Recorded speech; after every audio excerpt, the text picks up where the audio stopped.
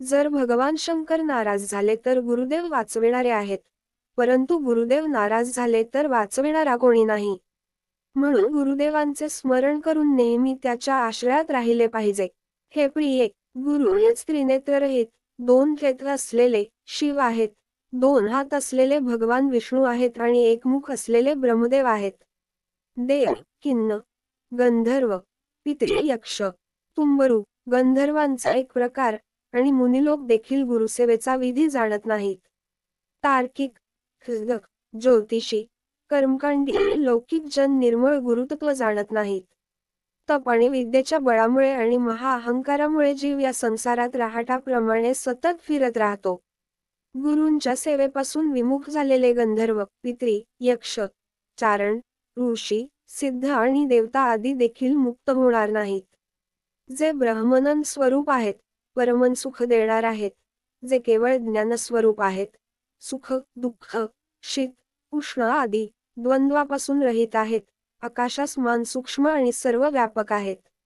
तत्वमसी आदी महवाक्यांचे लक्ष्यार्थ आहेत, एक आहेत, नित्य आहेत, मतरहित आहेत, अचल आहेत, सर्व बुद्धीचे साक्षी आहेत, भावनेच्या पलीकडचे आहेत, सत्व, रज आणि तम या गुणांनी रहित आहेत अशा गुरुदेवांना नमस्कार.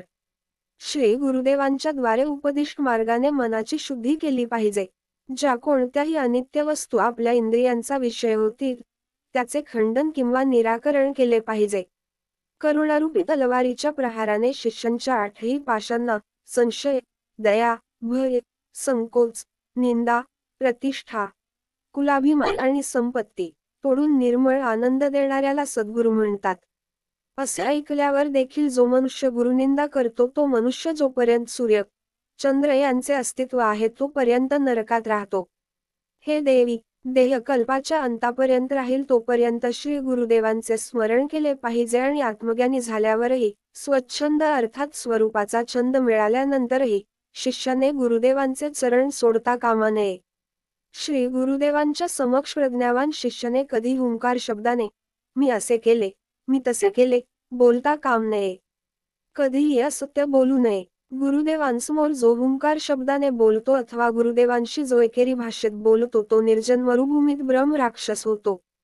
सर्वदा आणि सर्व अवस्थांमध्ये अद्वैताची भावना केली पाहिजे, परंतु गुरुदेवांशी अद्वैताची भावना कदापिही करता काम नये. जोपर्यंत दृश्य प्रपंचाची विस्मृती होत नाही तोपर्यंत गुरुदेवांच्या चरणांची पूजा केली पाहिजे. पुढील भागात लाईक करा, सबस्क्राईब करा.